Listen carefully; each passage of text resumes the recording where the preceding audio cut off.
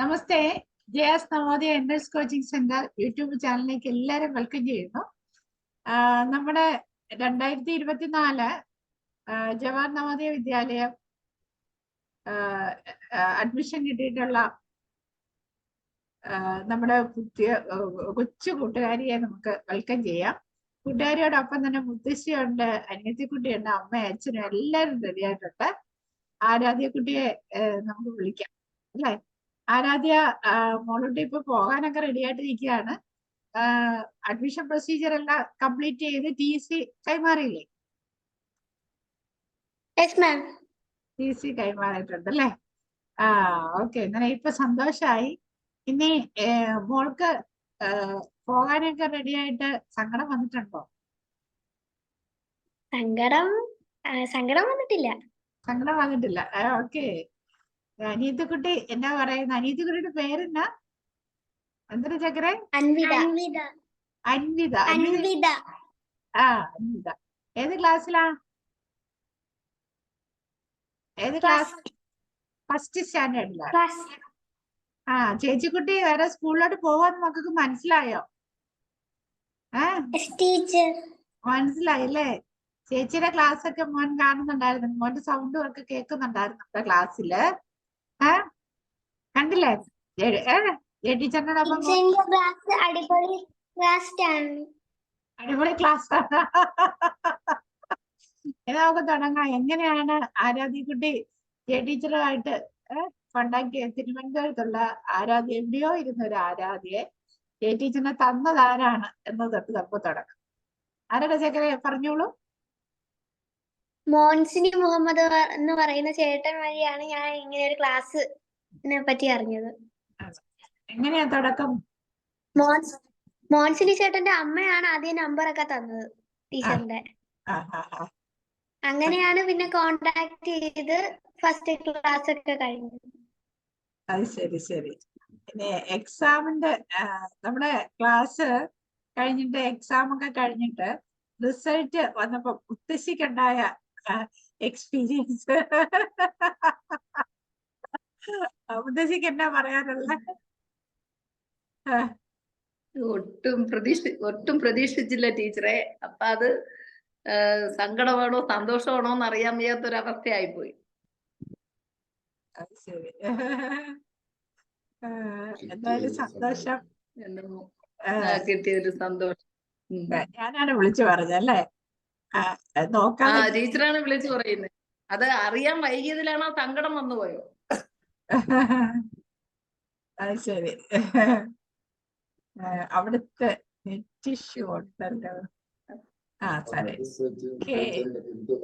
വളരെ നന്നായിട്ട് പ്രിപ്പയർ ചെയ്തിട്ടുണ്ട്. ആരാധ്യ കുറച്ച് വൈകിയാണ് വന്നത്. ഓരോ പ്രാവശ്യം പറയുന്നുണ്ട് അല്ലേ? 4 മാസത്തെ ക്ലാസ് മാത്രമേ മോക്ക് കിട്ടിയുള്ളൂ. 4 മാസം കൊണ്ട് എന്നാലും മോള് നല്ല ആ ടെസ്റ്റിലുള്ള ഏകദേശം ഒരു 90% കണക്ക് നല്ല രീതിയിൽ അവള് ചെയ്യും. നന്നായിട്ട് ചെയ്യാൻ പറ്റി. പിന്നെ അത് ടീച്ചറിന്റെ പൂർണ്ണ സപ്പോർട്ട് കൊണ്ടാണ് അങ്ങനെ അവര് ഇത് വന്നത്.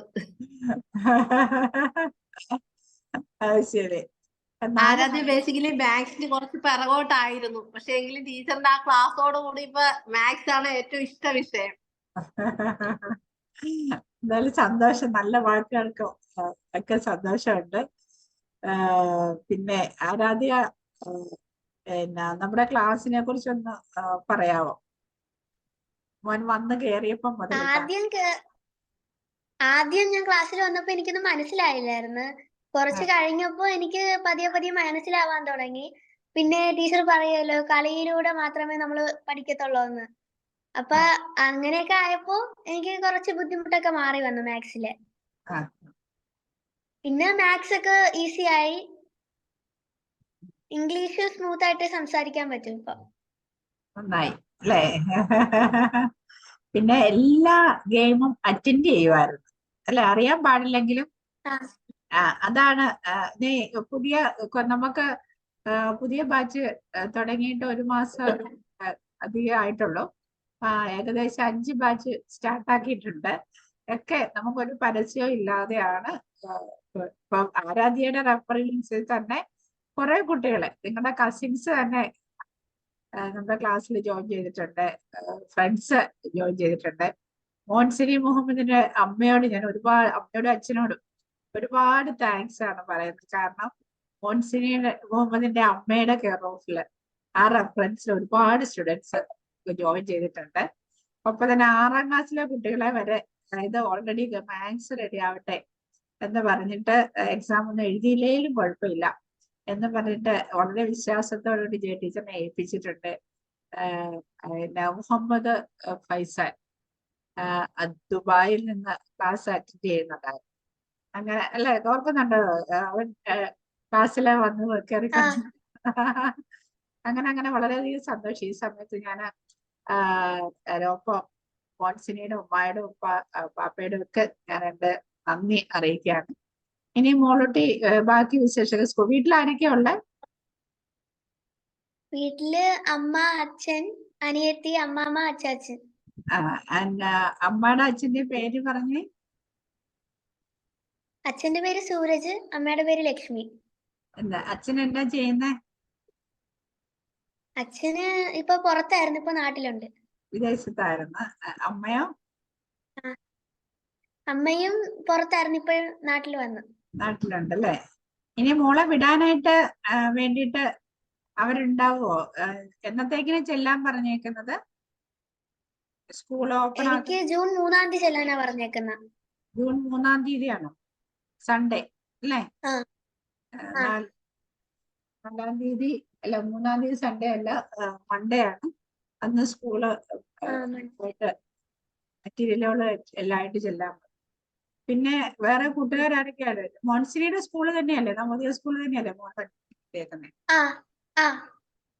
അതുകൊണ്ട് അല്ലാതെ നമ്മുടെ കുറെ കൂട്ടുകാർ അവിടെ ഉണ്ട് കേട്ടോ. മോൺസിനി പിന്നെ മോൺസിനെ പരിചയപ്പെടുത്തിക്കോളല്ലോ. പിന്നെ വേറെ എന്തൊക്കെയുണ്ട് വിശേഷങ്ങള്? എന്റെ അനിയത്തിയും ഇപ്പൊ 5th ടീച്ചറിന്റെ ക്ലാസ്സിൽ കയറും, നവോദയയിലെ എക്സാം എഴുതാൻ. ആണോ? പേരെന്താ? അല്ല, അൻവിത. അൻവിത ഇത് 5ാം ക്ലാസ്.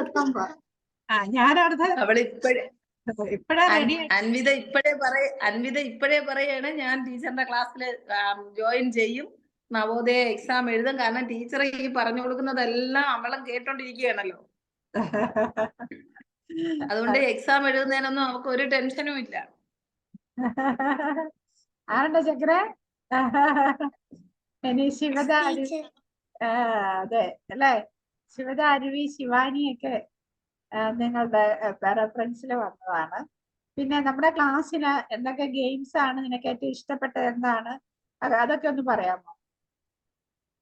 എനിക്ക് ഏറ്റവും ഇഷ്ടപ്പെട്ടത് ഈ മെന്റൽ എബിലിറ്റിയും പിന്നെ ഇംഗ്ലീഷ് പാസേജ് റീഡിംഗ് ഒക്കെയാണ്. റീഡിംഗ് ആയിരുന്നു അല്ലേ? മാത്സ് ചെയ്ത് പ്രാക്ടീസ് ആയതാണ് അല്ലേ? അല്ലേ, ചെയ്തിട്ട് പ്രാക്ടീസ് ആയതാണ്. പിന്നെ സ്കൂളില് ഇന്റർവ്യൂവിന് ക്വസ്റ്റ്യൻസ് ഒക്കെ ഉണ്ടായിരുന്നോ?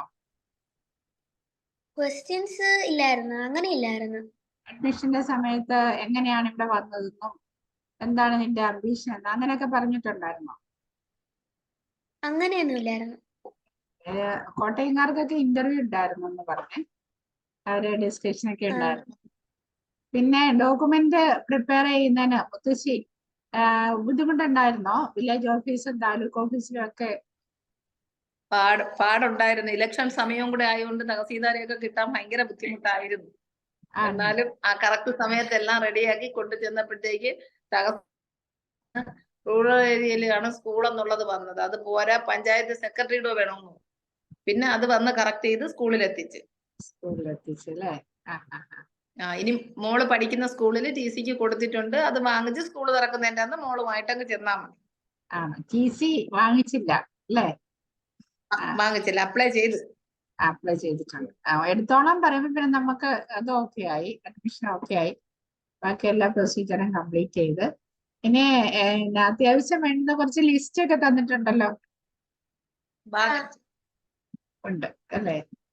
അതൊക്കെ വാങ്ങിച്ചിട്ടുണ്ട് അല്ലേ? ഇനിയിപ്പോ മോളോട്ട് ചെയ്യാണ്ട് അതായത് സെൽഫ് ഇൻട്രൊഡക്ഷൻ ഉണ്ടാവും. അത് മോൻ പറഞ്ഞു കൊടുക്കണം, പഠിച്ചിട്ട് പോകണം കേട്ടോ. നന്നായിട്ട് പറയുന്ന ആളാണ് അവിടുത്തെ സ്റ്റാർ. ആദ്യത്തെ പെർഫോമൻസ് 12th വരെ നീണ്ടു. അതായത് അന്ന് ആദ്യമായിട്ട് നീ എങ്ങനെയാണ് പെർഫോം ചെയ്തതെന്ന് എല്ലാവരും ശ്രദ്ധിച്ചിരുന്നു. നിന്നെ സ്വയമായിട്ട് പരിചയപ്പെടുത്തണം. അതുപോലെ നിനക്ക് എന്തൊക്കെ എക്സ്ട്രാ കരിക്കുലർ ആക്ടിവിറ്റീസ് ഉണ്ടോ അതൊക്കെ പറയാം. പിന്നെ നിനക്ക് എന്തൊക്കെ സ്കോളർഷിപ്പുകൾ നേടിയിട്ടുണ്ടെങ്കിൽ അതൊക്കെ പറയാം കേട്ടോ. അങ്ങനെ ഉള്ള കാര്യങ്ങളൊക്കെ അവരുമായിട്ട് ഒന്ന് ഷെയർ ചെയ്യാം.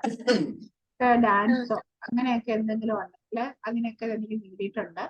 ഈ പ്രസംഗമൊക്കെ പറയുന്ന ആളാണ്, അല്ലെ കഥ എഴുതുന്ന ആള്, കവിത എഴുതുക, അങ്ങനെയൊക്കെ എന്തെങ്കിലും ഉണ്ടെങ്കിൽ, അല്ല പിന്നെ നിന്റെ ഇഷ്ടം ഇന്നതാണ്, നിന്റെ അംബീഷൻ ഇന്നതാണ്, അതൊക്കെ പറഞ്ഞു വേണം നിനക്ക് സ്വന്തമായിട്ട് ഇൻട്രൊഡക്ഷൻ കൊടുക്കാറുണ്ട് കേട്ടോ. അങ്ങനെ ആകുമ്പോൾ മോളോട്ട് നോട്ട് ചെയ്യും എന്തൊക്കെ കഴിവുകളുണ്ട് എന്നതിനെ കുറിച്ച് നോട്ട് ചെയ്യും കേട്ടോ. പിന്നെ സ്പോർട്സ് അങ്ങനെയുള്ള ആക്ടിവിറ്റീസിനൊക്കെ മക്കൾ റെഡി ആണെന്നുണ്ടെങ്കിൽ തീർച്ചയായിട്ടും ആദ്യത്തെ ലിസ്റ്റിനകത്ത് തന്നെ മുകളിലോട്ട് അതിനകത്ത് കയറാൻ ശ്രമിച്ചോണം. അങ്ങനെയാണെങ്കിലാണ് മിടുക്കരായിട്ട് വരുന്നത് കേട്ടോ. ഓക്കെ, ഒരിക്കലും നമ്മൾ പറഞ്ഞിട്ട് ആരെങ്കിലും സപ്പോർട്ട് ചെയ്യട്ടെ എന്ന് കരുതിയിട്ട് നമുക്ക് പിന്നണിയിൽ നിന്ന് ആരും സപ്പോർട്ടില്ല. ഇത്രയും നാളും അച്ഛനും അമ്മയൊക്കെ പറയുന്നല്ലേ മുത്തശ്ശി അല്ലേ കൂടെ കൂടെ ഇങ്ങനെ കൊണ്ടു നടക്കാൻ. ഇനി ആരും ഉണ്ടാവത്തില്ല കേട്ടോ. നമ്മളെ തള്ളാൻ നമ്മൾ മാത്രമേ ഉള്ളൂ. അത് ഓർത്തോണം. അതുകൊണ്ട് മക്കള് അവിടെ ഉണ്ടാകുന്ന എല്ലാ കാര്യങ്ങളും നന്മകളായിട്ട് നല്ലതായിട്ട് തന്നെ കണക്കാക്കുക. മിടുക്കിയായിട്ട് പഠിച്ചിട്ട്. മോന്റെ അംബീഷൻ എന്തായിരുന്നു? എന്റെ അംബീഷൻ ഒന്നീ എയർ ഹോസ്റ്റർ ആവുക, അല്ലെങ്കിൽ ആർമിയിൽ ചേരുക. ആർമി ഓഫീസറായിട്ട് മാറട്ടല്ലേ? അതിനകത്ത് ടോപ്പ് ആർമി ഓഫീസറായിട്ട് മാർഷലോ അല്ലേ? അങ്ങനെ ആരാധ്യ രതീഷിന് ടോപ്പ് ആർമി ഓഫീസറായിട്ട് മാറട്ടെ. പിന്നെ സ്കൂളിനെ കുറിച്ചൊന്ന് പറയാമോ? മോളുടെ സ്കൂൾ ഏതായിരുന്നു? അവിടുത്തെ പ്രിയപ്പെട്ട അധ്യാപകർ അവരൊക്കെ എങ്ങനെയാണ് ഇപ്പൊ TC എടുക്കാനൊക്കെ ചെന്നപ്പോ സപ്പോർട്ട് ചെയ്തോ എന്ന ഡീറ്റെയിൽസ് ഒന്ന് പറയാം. സ്കൂളിന്റെ പ്രിൻസിപ്പലിന്റെ പേരെന്താ? പ്രിൻസിപ്പലിന്റെ പേര് പൂജ. പൂജ മാം എന്ത് പറഞ്ഞു അറിയിച്ചോ അഡ്മിഷൻ? പൂജ മാം അങ്ങനെ ഒന്നും പറഞ്ഞില്ല. ടീച്ചേഴ്സ് ആണ് കൂടുതൽ സപ്പോർട്ട് ചെയ്തത്. ടീച്ചേഴ്സ് ആണ്. ഏതൊക്കെ ടീച്ചേഴ്സ് ആണ് മക്കളെ സപ്പോർട്ട് ചെയ്തത്? പേര് പറയാമോ? എന്റെ class teacher Simi teacher, Anitha teacher, Sukanya teacher, Raji teacher, പിന്നെ ഇത്രയും പേരാണ് എന്നെ സപ്പോർട്ട് ചെയ്തത്. സപ്പോർട്ട് ചെയ്ത് അല്ലേ? അവരൊക്കെ മക്കള് ക്ലാസ് ടീച്ചർക്ക് ഭയങ്കര സന്തോഷമാണ്. അതായത് മോള് നല്ലതായിട്ട് വരാൻ വേണ്ടിയിട്ടാണ്. ഒരു നല്ല സ്റ്റുഡന്റ് സ്കൂളിൽ നിന്ന് പോകുന്ന സങ്കടമൊക്കെയാണ്, പക്ഷേ അല്ലേ സങ്കടമൊക്കെയാണ്. എന്നാലും ജവഹർ നവോദയ വിദ്യാലയ പോലെയുള്ള ഒരു നല്ല സ്കൂളിലേക്ക് അഡ്മിഷൻ കിട്ടുമ്പോൾ എനിക്കത് ഇത് ഒഴിവാക്കണ്ട, നല്ല മിടുക്കിയായിട്ട് വരട്ടെ എന്ന് വിചാരിക്കുന്നു. എല്ലാ കാര്യങ്ങളും ശ്രദ്ധിച്ചോളുക. എപ്പോഴും മിടുമിടിക്കായിട്ട് ഇപ്പൊ എങ്ങനെയാണ് നിന്നത്? നല്ല സ്റ്റേൺ ആയിട്ടുള്ള സൗണ്ടുകളാണ്. അന്ന് ഞാൻ കയറിയപ്പോ മുതലേ നല്ല സൗണ്ടാണ്, പവർഫുൾ ആയിട്ടുള്ള സൗണ്ടാണ്. ഇത് എന്നും ഉണ്ടാവണം കേട്ടോ. ഇങ്ങനെ വിജയ ടീച്ചർ ആ പടം മക്കളെ പരിചയപ്പെടുന്നത് ശബ്ദങ്ങളിലൂടെയാണ് നിങ്ങളെ തിരിച്ചറിയുന്നത്. ആ ശബ്ദം ആദ്യത്തെ സോഫ്റ്റ്നെസ് മാറിയിട്ട് പവറായി. അതായത് നിന്റെ കോൺഫിഡൻസ് ആണ് ആ ശബ്ദത്തിനകത്ത് കാണുന്നത്. അതിനിടയ്ക്ക് മുത്തശ്ശി എന്നെ ഇടയ്ക്കൊന്ന് വിളിച്ചു, ടീച്ചറെ അഡ്മിഷൻ കിട്ടുമോന്നൊന്നും അറിയില്ല, എന്നാലും വേണ്ടിയല്ല നമ്മുടെ മാത്സ് ഒന്ന് വീണ്ടും തുടരാം എന്നൊക്കെ പറഞ്ഞിട്ട് എന്തെങ്കിലും ക്ലാസ്സുകൾ തരാമോ എന്നൊക്കെ പറഞ്ഞു. അത് കഴിഞ്ഞിട്ട് 2 ദിവസം കഴിഞ്ഞു തോന്നുന്നു അല്ലെ, ഞാൻ എന്തെങ്കിലും ചെയ്യാമോ നോക്കാം എന്ന് പറഞ്ഞപ്പോ അല്ലെങ്കിലും വേണ്ടില്ല, നെക്സ്റ്റ് ഇയറിലെ നവോദയയുടെ എൻട്രൻസിലേക്ക് ഒന്നുകൂടെ ഒന്ന് കയറ്റിയിരുത്തിയാൽ മതി, അവൾക്കൊന്ന് ബേസ് കിട്ടിക്കോട്ടെ. എന്തായാലും ഭഗവാൻ അനുഗ്രഹിച്ചു അല്ലെ, അതൊന്നും വേണ്ടി വന്നില്ല. മിടുക്കിയായിട്ട് നല്ല രീതിയിൽ സന്തോഷം. അതായത് നിങ്ങൾ ഏതാണ്ട് ക്ഷേത്രത്തിലെ പ്രോഗ്രാമിനകത്തായി പോയതുകൊണ്ട് രാവിലെ തൊട്ട് എല്ലാരും കോൾ ചെയ്തിട്ട് ആരാധ്യനെ മാത്രം കിട്ടാതിരുന്ന ഒരു സിറ്റുവേഷൻ. എനിക്ക് സങ്കടമായി. എന്തുവാ നിങ്ങൾ അറിഞ്ഞിട്ട് എന്ത് എന്നെ കോണ്ടാക്ട് ചെയ്യാഞ്ഞത്? മാന വിളിക്കുന്നു, എല്ലാരെയും വിളിച്ചിട്ട് ആരും എടുക്കുന്നില്ല. ഒരു വിഷമായി. അപ്രതീക്ഷിതമായിട്ട് പറഞ്ഞപ്പോഴാണ് ടീച്ചറെ ഞങ്ങളൊരു ക്ഷേത്രത്തിലെ ഉത്സവമായിട്ട് ബന്ധപ്പെട്ട് രാത്രിയും പകലും എല്ലാം അവിടെ ആയിപ്പോയി, ഫോൺ എടുക്കാൻ പോയി. എന്തായാലും കേട്ടപ്പോ മുത്തശ്ശിയുടെ സന്തോഷത്തിന്റെ ഒരു ശബ്ദമാണ് ഞാൻ കേട്ടത്. കിട്ടിയത് തന്നെയാണോ, അഡ്മിഷൻ കിട്ടിയത് തന്നെയാണോ എന്ന് ചോദിച്ചപ്പോ ഞാനാണ് അതിന്റെ സ്ക്രീൻഷോട്ട് ഷെയർ ചെയ്തത്. അതായത് ഹംസിനിയുടെ ഉമ്മ അത് ഓൾറെഡി എടുത്ത് ഗ്രൂപ്പിലേക്ക് ഇട്ട് തന്നു. അതിനോടൊപ്പം തന്നെ മോൻശ്രീ അത് ഞാൻ ഷെയർ ചെയ്തതാണ് വിശ്വാസമായത്. അതുകൊണ്ട് സന്തോഷത്തോടുകൂടി എനിക്ക് നല്ലൊരു ഇവരെ സ്കൂളിലെ 8 പേര് എഴുതി 2 പേർക്ക് അഡ്മിഷൻ കിട്ടിയുള്ളൂ. 8 പേര് എഴുതിയിട്ട് 2 പേർക്ക് കിട്ടിയിട്ടുള്ളൂ. അതിന് മിടുക്കിയാണ് എന്നുള്ളതാണ്. പക്ഷെ ഈ വർഷം ഒരുപാട് നേട്ടങ്ങൾ കിട്ടുന്ന സ്കോളർഷിപ്പുകളും ഒന്നും നമ്മൾ തോറ്റു പോകുന്നൊന്നുമില്ല. നമുക്ക് തോൽവിയില്ല. അവിടെ ഒരുപാട് സ്കോളർഷിപ്പുകളും ക്വിസ് കോമ്പറ്റീഷനും ഒക്കെ വരും. അതെല്ലാം മോൻ അറ്റൻഡ് ചെയ്യാന്നുള്ളതാണ്. പിന്നെ ഉള്ളത് പ്രോഗ്രാംസ് ഒക്കെ എല്ലാത്തിനും കയറിക്കോളാം. അങ്ങനെ നിന്നാലേ ഉള്ളൂ നമുക്ക് പറ്റത്തുള്ളൂ. നമ്മളെ ആരെങ്കിലും സപ്പോർട്ട് ചെയ്യട്ടെ എന്ന് മക്കള് വിചാരിക്കില്ല. നല്ലതായിട്ട് വരട്ടെ. മോടെ ലക്ഷ്യങ്ങളും ഉദ്ദേശങ്ങളും ഒക്കെ സുന്ദരമായ ഒരു ദിനങ്ങളായി മാറട്ടെ. സന്തോഷത്തിന്റെ ഇടങ്ങളായിട്ട് മാറട്ടെ. ഒപ്പം തന്നെ വീടിനും നാടിനും നാട്ടുകാർക്കും നമ്മുടെ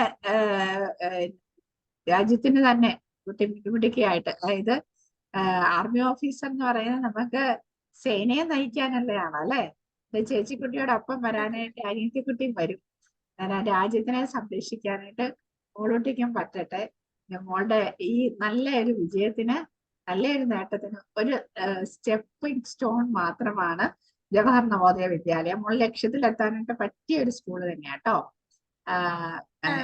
മോളുടെ ഇഷ്ടങ്ങൾ അനുസരിച്ച് ഡെവലപ്പ് ചെയ്തു. എല്ലാവരും കണ്ടതിൽ വളരെയധികം സന്തോഷം. നമുക്കൊന്ന് നേരി കാണണം അല്ലേ? കേട്ടോ, നമുക്ക് കാണാവേ. ടീച്ചറ് നമുക്ക് തന്നെ കാണാനുള്ള സാഹചര്യം ഉണ്ടാവട്ടെ നമ്മുടെ പ്രാർത്ഥനയോടുകൂടി. മോളുടെ ലക്ഷ്യങ്ങളൊക്കെ സാധ്യമാവട്ടെ നമ്മുടെ പ്രാർത്ഥന നിർത്തട്ടെ. നമസ്തേ. നമസ്തേ ചക്കരെ. മുത്തശ്ശി നമസ്തേ. നമസ്തേ ചക്കരെ. നമസ്തേ പൊന്നു. നമസ്തേ. നമുക്ക് കാണാവേ കേട്ടോ. ഓക്കെ. നമ്മുടെ ഓൺലൈൻ ക്ലാസ്സുകളെ കുറിച്ച്, ഓഫ്ലൈൻ ക്ലാസ്സുകളും ആയിട്ട് ഒരുപാട് പേര് അന്വേഷണത്തിന് വരുമ്പം ആദ്യം എന്നോട് ചോദിക്കുന്ന, ടീച്ചറെ ഓഫ്ലൈൻ ക്ലാസ്സുകളുണ്ടോ, ലൈവ് ക്ലാസ് നടത്താവോ എന്നൊക്കെ ചോദിക്കുന്നുണ്ട്. അതിന്റെ കാരണം എന്താ വെച്ചാൽ കൊറോണ കാലഘട്ടത്തിൽ ഒരുപാട് ഓൺലൈൻ ക്ലാസ്സുകൾ വന്നിട്ട് കുട്ടികളുടെ പഠനം ശരിയായില്ല എന്നൊക്കെ പറഞ്ഞിട്ടാണ് പേരൻസ് എന്നോട് അഭിപ്രായം പറയാറുള്ളത്. അതിനകത്ത് നിന്ന് മുത്തശ്ശിക്ക് എന്താണ് പറയാനുള്ളത്? ആരാധ്യനെ ഓൺലൈൻ ക്ലാസ്സിൽ ചേർത്തപ്പോ അത് ശരിയാവുമെന്നൊരു തുടക്കം ഒരു ബുദ്ധിമുട്ട് മനസ്സിൽ തോന്നി. പക്ഷെ ക്ലാസ് ഓരോന്ന് കഴിയും തോറും ഓഫ്ലൈൻ തന്നെയാണ് നടക്കുന്നതായിട്ടാണ് തോന്നിയിട്ടുള്ളത്. ലാസ്റ്റ് ആയപ്പോഴത്തേക്ക് നല്ല രീതിയിൽ അവക്കത് മുൻപോട്ട് കൊണ്ടുപോകാനും അവർക്ക് ശ്രദ്ധയോടെ പഠിക്കാനും എല്ലാം കഴിഞ്ഞു. അതൊരു ഓഫ്ലൈൻ ക്ലാസ് ആയിട്ടേ തോന്നിയിട്ടുള്ളൂ, ഓൺലൈൻ ക്ലാസ് ആയിട്ട് തോന്നിയിട്ടേ ഇല്ല. അത്രയ്ക്കും ശ്രദ്ധയോടെ ഓരോ കുട്ടികളെയും സാർ ശ്രദ്ധിക്കുന്നുണ്ടായിരുന്നു. അത് നമ്മള് വെളുപ്പിന് 5 മണിക്ക് 5:30 ക്ലാസ് സ്റ്റാർട്ട് ചെയ്യുന്നുണ്ട്. അതെ, അതാണ് 5:30 ക്ലാസ്.